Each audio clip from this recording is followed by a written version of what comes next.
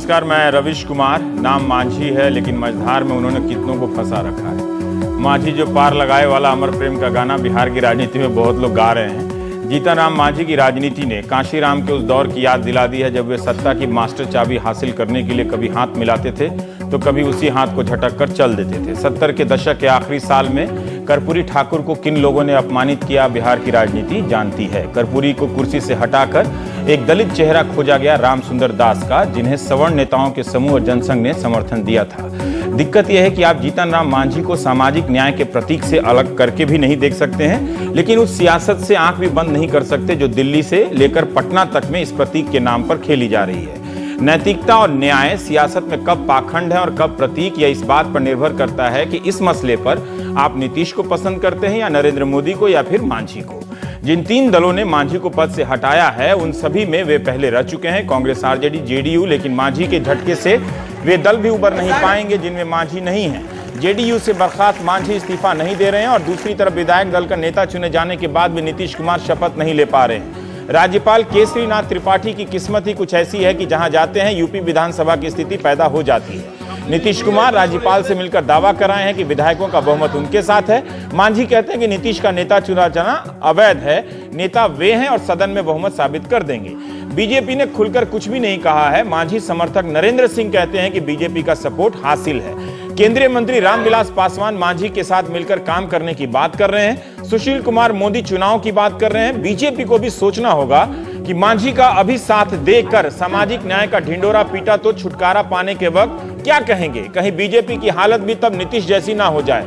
मांझी को साथ देने का मतलब है नीतीश मांझी सरकार की तमाम नाकामियों को अपने सर ले लेना, और ये साथ कब तक का है ये भी बताना। मांझी की यह त्रासदी यह है कि कोई इन्हें अपनी नाव का खेवनहार नहीं बनाना चाहता है, बल्कि सब मांझी को नाव बनाकर खेवनहार बनना चाहते हैं। मांझी हैं कि तूफान का मजा लेना चाहते हैं। आखिर बीजेपी मांझी का साथ क्यों दे रही है? महादलित की चिंता थी तब बीजेपी ने मांझी के सीएम बनने पर स्वागत क्यों नहीं किया? क्यों कहा कि ये कठपुतली मुख्यमंत्री हैं? हर दिन मांझी पर हमला हुआ, पर इस बीच मांझी कैसे बीजेपी के करीब पहुंच गए? इस पॉलिटिक्स को आप केमिस्ट्री की क्लास में समझना चाहते हैं या कॉमर्स की? रविवार को मांझी दिल्ली में प्रधानमंत्री से 50 मिनट की मुलाकात करते हैं, बाहर आकर इस्तीफे से इनकार करते हैं और नीतीश को सत्ता के भूखे बताते हैं। कुछ ही दिन पहले कह रहे थे कि नीतीश जब भी कहेंगे सत्ता छोड़ देंगे। अब क्यों कह रहे हैं कि नहीं छोड़ेंगे? पिछले साल नवंबर में जब मांझी ने अपने दामाद और भतीजे को नियुक्त किया तो सुशील कुमार मोदी ने उनका इस्तीफा मांगा था। अब क्या सुशील कुमार मोदी मांझी को समर्थन देकर खुद इस्तीफा देने वाले हैं? क्या मांझी बीजेपी की कठपुतली नहीं होंगे? नीतीश अगर रिमोट के जरिए मांझी की सरकार चला रहे थे तो क्या बीजेपी रिमोट के जरिए मांझी को नहीं चला रही है? रामविलास पासवान के बाद मांझी का बीजेपी की तरफ आना उसके सामाजिक आधार का विस्तार तो करेगा, लेकिन इससे मांझी या दलित राजनीति को क्या मिलेगा, इस पर बात करेंगे। क्या चुनाव के बाद मुख्यमंत्री का पद बीजेपी में किसी दलित को मिलेगा अगर वो सत्ता में आई तो? नीतीश के खेमे में भी राजनीति कम घुमावदार नहीं है। पहले तो खबर आई कि लालू ने मांझी को अपने प्रभाव में ले लिया है। अब लालू नीतीश के साथ है। नीतीश तो दिल्ली के लिए निकले थे, समाजवादी एकता के लिए, लेकिन अब वो प्रोजेक्ट अधर में लटका हुआ है। क्या लोकतंत्र में पार्टी और उसकी सरकार वाकई इतने अलग अलग हो सकते हैं जहां दोनों का एक दूसरे पर कोई अधिकार ना हो? ऐसा कब हुआ है और कहां हुआ है और कहां हो रहा है? अपनी सरकार को किसी दूसरे के हाथ में जाते देख नीतीश को क्या करना चाहिए था? त्याग का कंबल ओढ़े घूमना चाहिए था या उस कंबल को उतारकर अखाड़े में आना चाहिए था? आखिर बीजेपी ने खुद को इस खेल से खुलेआम अलग क्यों नहीं किया है? क्या वो अब भीतर घात की राजनीति भी करेगी? मांझी ने पीएम से मिलकर कहा कि नीतीश का चेहरा एक्सपोज हो गया है, वे सत्ता के लालची हैं। लेकिन मांझी कैसे सत्ता के सन्यासी बने हुए हैं? सिर्फ इसलिए कि उनके पास एक ऐसा प्रतीक है जिसकी काट किसी के पास नहीं है। क्या बीजेपी बिहार में यह सब सामाजिक न्याय के लिए कर रही है? तो क्या बिहार विधानसभा चुनाव में बीजेपी रामविलास पासवान को मुख्यमंत्री का चेहरा बनाएगी, मांझी को बनाएगी? इन सब के बीच आप एक नेता के रूप में मांझी की दावेदारियों को सीधे सीधे खारिज नहीं कर सकते। वो अपनी बात बिल्कुल सधे तरीके से कर रहे हैं। वे ना तो मासूम है ना मोहरा, पर इस खेल का बादशाह कौन है पता नहीं। अगर बीजेपी और मांझी ने नीतीश को एक्सपोज कर दिया है तो बिहार की राजनीति इन दोनों का कौन सा चेहरा देख रही है? विधानसभा में 9 विधायक निष्कासित होने और एक के निधन के बाद सदन की संख्या 233 है। बहुमत साबित करने के लिए 117 चाहिए। नीतीश के पास 130 होने का दावा है, 24 है आरजेडी के पास, 111 है जेडीयू के पास। इसमें कांग्रेस, सीपीआई, निर्दलीय भी है। लेकिन अगर सदन के पटल पर मांझी बीजेपी के 87 विधायकों के दम पर जेडीयू और राजद के बागियों के सहारे समर्थन हासिल करना चाहें तो उन्हें 30 और विधायक चाहिए। एक बार आप खुद को नीतीश कुमार की जगह रखकर देखिए, कभी मांझी की जगह रखकर देखिए तो कभी दिल्ली में बैठे प्रधानमंत्री की जगह। सब एक दूसरे की पीठ के पीछे छुरा लेकर खड़े हैं। तुर्रा ये कि यह सब विकास के लिए हो रहा है, वो विकास जो हर चुनाव से पहले होता है मगर चुनाव के बाद होते होते रह जाता है। तो हम प्राइम टाइम में बात करेंगे। हमारे स्टूडियो में है उर्मिलेश जी, अनिल चमड़िया जी, आप दोनों वरिष्ठ पत्रकार हैं, अजय कुमार प्रवक्ता कांग्रेस, शाहनवाज हुसैन प्रवक्ता बीजेपी, केसी त्यागी वरिष्ठ महासचिव जेडीयू। त्यागी साहब, आपको क्यों लगता है कि बीजेपी ये खेल खेल रही है और हमें ये क्यों ना लगे कि आप भी ये खेल कुछ समय पहले खेल रहे थे?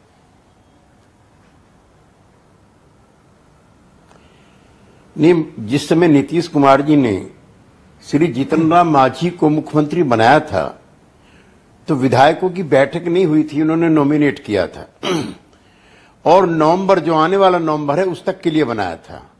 मेरे पास श्री नंदकिशोर यादव जी और श्री सुशील मोदी जी के आधा दर्जन वक्तव्य हैं जिन्होंने उनमें समय समय पर उनके निकम्मेपन को लेकर के, तबादलों को लेकर के, भाई भतीजावाद को लेकर के, समाज में अराजकता फैलाने के लिए, जातीय विद्वेष फैलाने के लिए, वर्ग युद्ध को बढ़ावा देने, नक्सलियों की मदद करने संबंधी 1 दर्जन आरोप की फहरिस्त बीजेपी के दोनों नेताओं के। तो आज अचानक इनको महादलित के नाम पर इनकी कैसे याद आ गई, जबकि इसी पार्टी ने सन 2000 में कल्याण सिंह जी को मुख्यमंत्री रहते हुए इन्हीं परिस्थितियों में इस्तीफा देने के लिए मजबूर किया था।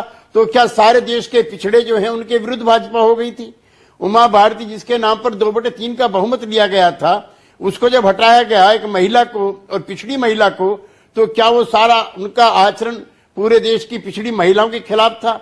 तो जो व्यक्तियों को प्रतीक मान करके जिस तरह से 48 घंटे में राजनीति हो रही है, अगर भारतीय जनता पार्टी को महादलितों में अपना इतना ही अच्छा दिखता है, अगर बीजेपी ने, आपने बीजेपी को अगर प्रतीक मानकर अगर बीजेपी कोई खेल खेल रही है तो आपने भी जीतन राम मांझी को मुख्यमंत्री बनाते समय प्रतीकों के महात्म्य पर बहुत जोर दिया था कि नहीं दिया था?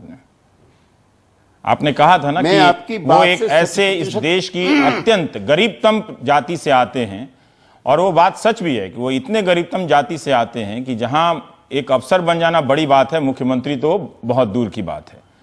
तो आपने उस प्रतीक का इस्तेमाल किया था, आपने वो बताया था।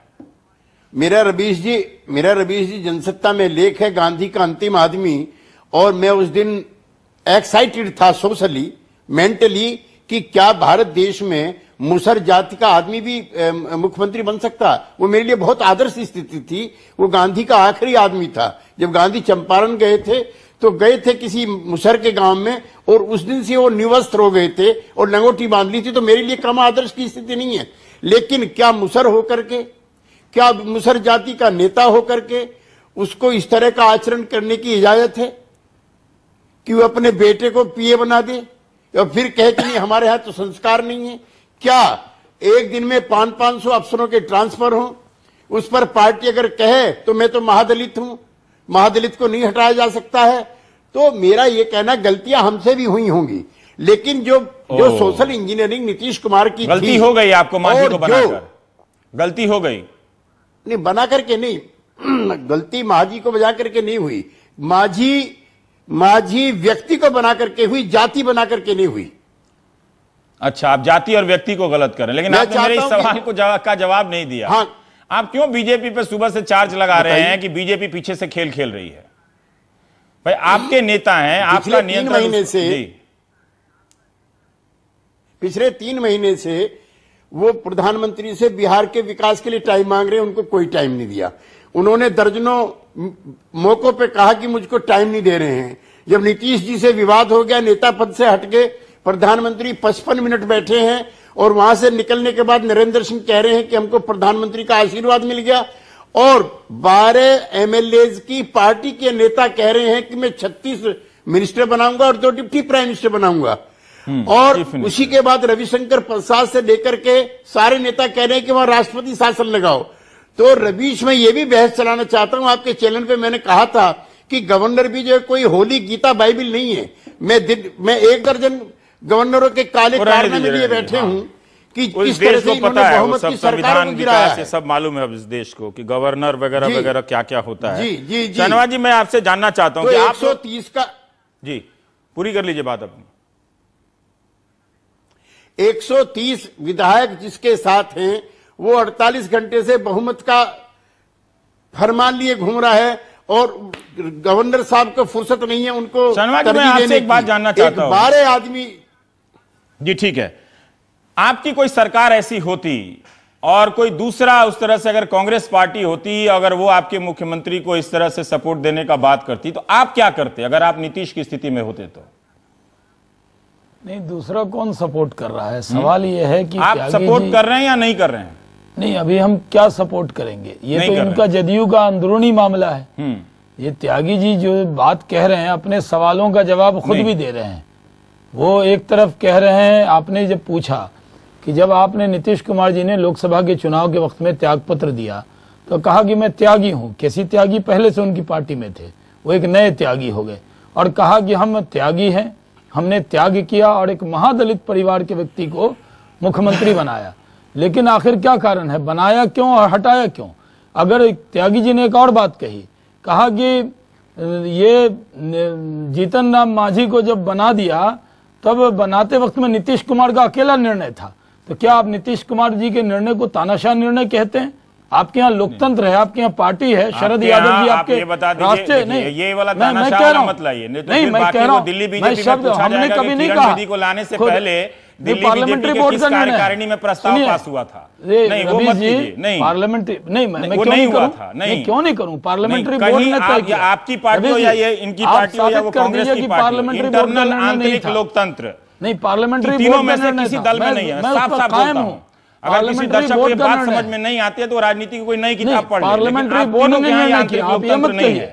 लेकिन मैं त्यागी जी की बात पे कह रहा हूं, त्यागी जी ने कहा अकेला नीतीश कुमार जी का निर्णय था, इसका शरद यादव जी का नहीं था, पूरी पार्टी का नहीं था, ठीक है, विधायकों का निर्णय नहीं था। आपने क्यों बनाया? क्योंकि आप चाहते थे कि कठपुतली बने कोई, और आप कठपुतली की तरह उनसे काम लेना चाहते थे। उन्होंने खुद कहा, क्या एक गरीब परिवार में पैदा हुआ व्यक्ति जब मुख्यमंत्री होगा तो उसकी बात पर आप यकीन नहीं करेंगे? उन्होंने कहा कि मैं 2 महीने तक जो कहते थे करते थे, जब उनके कहने पे नहीं चलने लगे तो सब लोग मुझे एक बात बताइए कि आप मांझी साहब पे क्यों इतना यकीन कर रहे हैं? आपकी हमदर्दी उनसे क्यों है? क्या वो एक महादलित जाति से आते हैं इसलिए हमदर्दी है, या इसलिए भी उनसे हमदर्दी है कि वो एक बहुत ही अच्छे मुख्यमंत्री साबित हो रहे थे, नीतीश कुमार से भी अच्छे? देखिए, हम कोई आधार होना चाहिए, या तो परफॉर्मेंस के आधार पर उनसे हमदर्दी होनी चाहिए, या फिर जो भी उनकी जो सामाजिक भारतीय जनता पृष्ठभूमि है पार्टी अन्याय के खिलाफ रहती है। ये लोग अन्याय कर रहे हैं। पहले तो महादलित समाज के नाम पर मुख्यमंत्री बनाए, उनके वोट पर सियासत करते हैं, और जब मतलब निकल गया तो उनको पहचान नहीं रहे। ठीक है, पर शाहनवाज भाई आप इसका जवाब नहीं दे रहे हैं कि आपकी क्या भूमिका है? जवाब है मेरे पास। नहीं, आपकी क्या भूमिका है? वो किसके दम पे कह रहे हैं कि वो बहुमत साबित करेंगे? क्या 87 विधायक बीजेपी के जब मांझी जाएंगे सदन पे तो क्या आज आप बताने की स्थिति में हैं कि आप उनको बहुमत में समर्थन नहीं देंगे किसी प्रकार से? देखिए रवि जी, जिस स्थिति में आप हैं उसी स्थिति में मैं हूं। मैं आपको ये कह रहा हूं कि आप क्या सपोर्ट करते हैं, आप क्या विरोध करेंगे, यही सवाल मैं आपसे पूछ लूं। सवाल ये है कि भारतीय जनता पार्टी एनडीटीवी के रवीश कुमार जी के शो में तो अपना पत्ता नहीं खोलती। भारतीय जनता पार्टी पार्लियामेंट के सदन के पटल पड़ा जब नीतीश कुमार जी के खिलाफ विश्वास प्रस्ताव वो लाए थे। तो आप याद कीजिए, नंद किशोर यादव जी ने भाषण दिया और हमने विधानसभा के अंदर अपना पत्ता खोला। हम राजनीतिक हैं। हाँ, ठीक है। इनकी हर चाल को, अगर आप राजनीतिक है, सही बात है। अब राजनीतिक है, कह रहा हूं शाहनवाज, हम राजनीतिक हैं। आपने कहा हम राजनीतिक हैं, आप विधानसभा पे पत्ता खोलेंगे तो ये भी अपनी राजनीति कर रहे हैं। हम वो जानना चाह रहे हैं। हम मुख्य विपक्षी दल हैं। जो तमाशा जेडीयू का अंदर का तमाशा आज बिहार को बदनाम कर रहा है, उस तमाशे को हम मुख्य दर्शक पर वो चार्ज लगा रहे हैं कि इस खेल को आप खेल रहे हैं। बस शाहनवाज भाई एक बात बताइए, आपके किसी मुख्यमंत्री को क्या इस देश की ये टॉपल करने की बात है ना कि आप पे ये चार्ज लगा रहे हैं सुबह से कि आपने उनके चीफ मिनिस्टर को टॉपल किया है, अपने ग्रिप में लेने का प्रयास किया, ये वो चार्ज लगा रहे हैं सुबह से। अब त्यागी जी अपना घर नहीं संभाल पा रहे हैं, पड़ोसी पे इल्जाम लगा रहे हैं। अरे घर संभालिए, आपके घर का मामला है। बनाया आपने था, हटा आप रहे हैं। सर पे ताज उनको बनाया, आज दूध में मक्खी की तरह निकाल कर उनको मैं थोड़ा एक बात जानना चाहता हूं, बीजेपी कहां से आ गई? छोड़ दीजिए त्यागी जी के संदर्भ में। अभी अजय साहब को मैं त्यागी जी के संदर्भ में अब कोई आपके सवाल में आपके सवाल त्यागी जी के घर का मामला है, जदयू का मामला है, बीजेपी का कोई लेना देना नहीं। एक बात बताइए, आप बिहार के हैं, मैं आपसे जानना चाहता हूं कि जीतन राम मांझी एक मुख्यमंत्री के तौर पे कैसे प्रशासक हैं? ये इनसे कांग्रेस के प्रवक्ता के तौर पे पूछ रहे हैं कि अजय कुमार जी इंडिविजुअल पूछ रहे हैं? मैं पूछ रहा हूं आपसे, उन्होंने नहीं पूछा। मैं पूछ रहा हूं, रवि जी पूछ रहे हैं। नहीं, मैं पूछ रहा हूं सर। किससे पूछ रहे हैं? आपसे पूछ रहे हैं शाहनवाज भाई जी। एक प्रशासक मुख्यमंत्री के रूप में महादलित से आने वाले जीतन राम मांझी कैसे हैं? देखिए रवि जी, बड़ा लोडेड क्वेश्चन पूछ रहे हैं। इतना साफ है, बताइए, इतना हल्का सवाल पूछा शाहनवाज भाई आपसे। जीतन राम मांझी गरीब परिवार से आकर आज एक मुख्यमंत्री हैं, नहीं, जिनको उनके दल के लोग काम ही नहीं करने दे रहे हैं। आज नहीं, आज उनकी पृष्ठभूमि से आपको इतनी मोहब्बत क्यों है? जब वो चीफ मिनिस्टर बने थे तब आप सब ने उनकी आलोचना की थी, कहा था कि ये दिखावा है। हमने ये जानना चाहता हूं, मुख्यमंत्री हैं, इस 8 महीने में अभी वो नीति आयोग में गए थे ना, या व्यक्ति, देखिए मैं बड़ा प्रभावित हुआ उनकी बातों से। वो काफी साफ साफ बोलते हैं और उनके इंटरव्यू मैंने देख रहा था, काफी ढंग से भी बोलते हैं। कई विवादास्पद बयान है, वो अलग बात है, लेकिन ऐसा नहीं है कि उनकी बातों में कोई सोच नहीं है और किसी तरह की धार नहीं है। मैं आपसे जानना चाहता हूं, मैं अपनी राय बता रहा हूं ना उनके बारे में। मैं आपसे जानना चाहता हूं कि मुख्यमंत्री के तौर पे बीजेपी जीतन राम मांझी को क्या समझती है, कैसा समझती है? मुख्यमंत्री के तौर पर वो अभी तक काम कर ही नहीं पाए हैं। नीतीश कुमार जी ने उनको काम करने कहाँ दिया? आप चाहते हैं उन्होंने कल उन्होंने काम करने कहाँ दिया? हमने पहले दिन क्या बयान दिया? ये त्यागी जी के बयान को आप ऑन कीजिए। त्यागी जी ने क्या कहा? नंदकिशोर यादव, सुशील मोदी ने कहा कि ये कठपुतली मुख्यमंत्री हैं। हाँ। और यही बात जीतन राम मांझी जी ने कहा कि 2 महीने तक कठपुतली बन के हम काम कर रहे थे। हाँ। मैंने ये नहीं कहा, मैंने कहा भ्रष्ट मुख्यमंत्री है। नहीं, भ्रष्ट बेईमान मुख्यमंत्री है।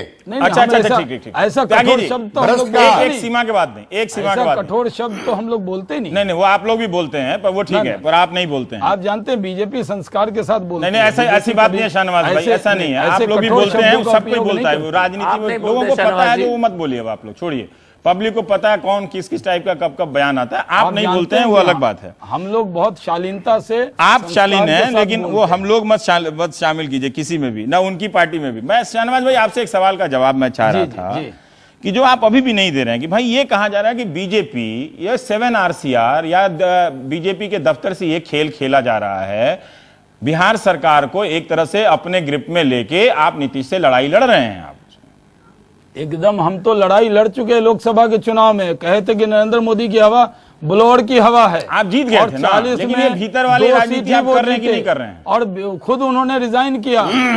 जदयू और बीजेपी की ताकत का अंदाजा तो लोकसभा के चुनाव में हो गया कि वो नीतीश कुमार जी प्रधानमंत्री बनने के लिए बीजेपी का साथ छोड़ा। तभी उन्होंने त्यागी जी और शरद जी से सलाह लिया था। जीतन राम मांझी जी को बनाया तो त्यागी जी और शरद जी से सलाह लिया था क्या? आज ये सही है कि शरद जी उनके बिहार वाला सवाल दिल्ली में नहीं पूछा जाएगा कि किरण बेदी वाला किस से लिया जाए, लेकिन आप बता नहीं रहे। किरण बेदी जी का पार्लियामेंट्री बोर्ड का निर्णय था रवि जी। हाँ। पार्लियामेंट्री बोर्ड का निर्णय में अभी भी जिम्मेदारी से कह रहा हूँ। ठीक है।